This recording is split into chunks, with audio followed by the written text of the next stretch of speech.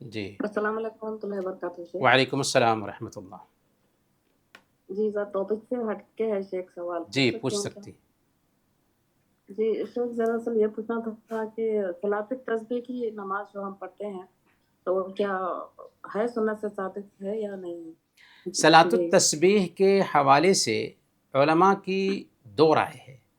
بعض علماء یہ کہتے ہیں کہ اس حوالے سے حدیث سے ثابت ہے، لیکن محققین و علماء کی رائے اس حوالے سے یہ ہے کہ صلاۃ التسبیح کے حوالے سے جو روایت آئی ہے، اللہ کے نبی صلی اللہ علیہ وسلم نے حضرت عباس رضی اللہ تعالیٰ عنہ کو صلاۃ التسبیح کی کیفیت بتائی تھی، یہ روایت صحیح نہیں ہے، اور عام نمازوں کی کیفیت سے بھی الگ کیفیت اس میں پائی جاتی ہے، اور جب روایت صحیح نہیں ہے تو بہرحال اس پر عمل نہیں کیا جائے گا. لہذا عبادت کے حوالے سے جو دوسری عبادتیں ثابت ہیں، اوتھینٹک عبادتیں، ان عبادتوں کو ہم اپنی زندگی میں جگہ دیں، اور جو عبادتیں ثابت نہیں ہیں ان عبادتوں کے پیچھے خواہ مخواہ اپنے آپ کو نہ لگائیں. اس لیے ہمارا مشورہ ہوگا کہ صلاۃ التسبیح پڑھنے کی بجائے چاشت کی نماز کو اپنی زندگی میں جگہ دیجیے.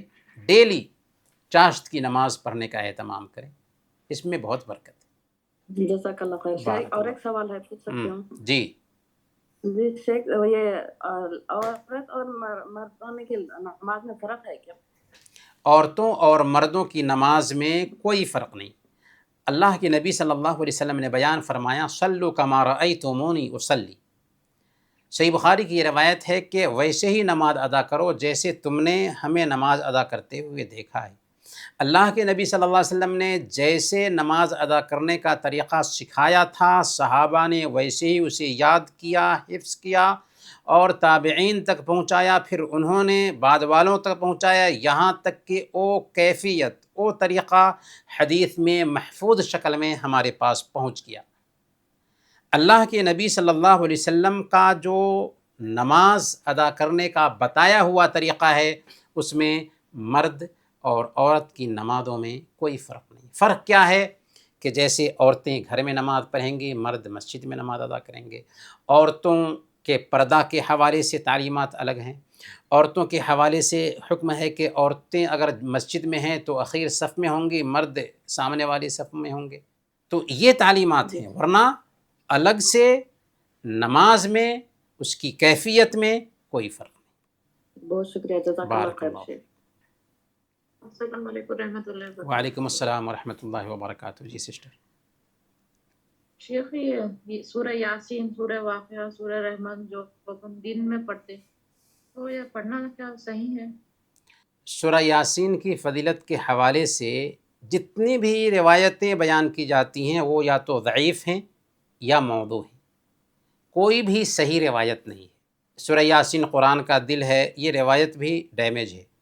کوئی روایت صحیح نہیں ہے سورہ یاسین کی فضیلت کے حوالے سے، سوائے اس کے کہ سورہ یاسین بھی قرآن کی سورتوں میں سے ایک سورہ ہے. اضافی طور پر جو سورتوں کی فضیلت ہے وہ فضیلت سورہ یاسین کو حاصل نہیں ہے. اس لیے اہتمام سے اس سورہ کو پڑھنا، اس کے لیے ہمارے پاس کوئی دلیل نہیں ملتی. جزاک اللہ. بارک اللہ. السلام علیکم ورحمۃ اللہ وبرکاتہ. وعلیکم السلام ورحمۃ اللہ وبرکاتہ. سسٹر,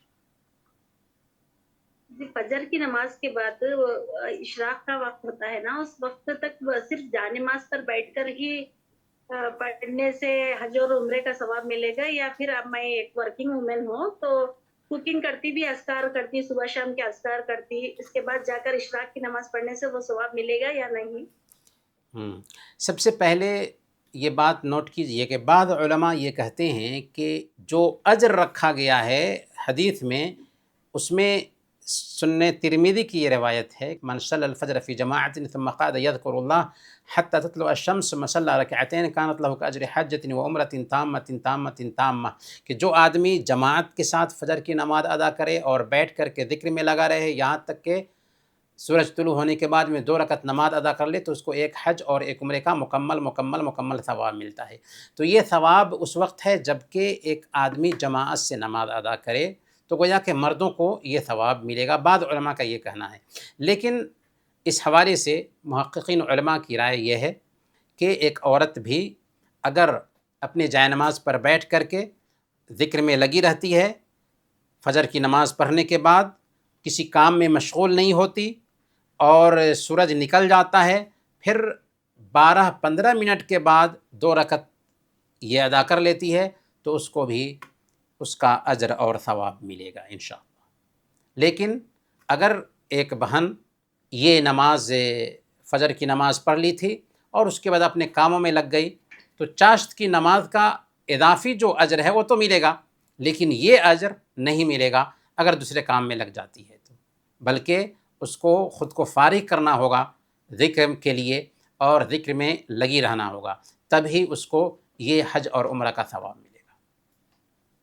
اور دوسرے قول کے مطابق ایک بہن اگر اپنے شوہر کو، اپنے بچوں کو جماعت سے نماز ادا کرنے کے لیے بھیجتی ہے تاکہ فجر کی نماز جماعت سے ادا کرے اور اس کے بعد وہ پھر بیٹھ کر کے ذکر میں لگا رہا یہاں تک کہ سورج نکلنے کے بعد 2 رکعت نماز ادا کر لی، تو دعوت دینے کی وجہ سے اس بہن کو بھی ثواب ملے گا، کیونکہ من دل علی خیر فلہ مثل اجر فاعلہ، جو آدمی بھلائی کی طرف دعوت دیتا ہے اس کو کرنے والے کے جیسے ثواب ملتا ہے۔ جی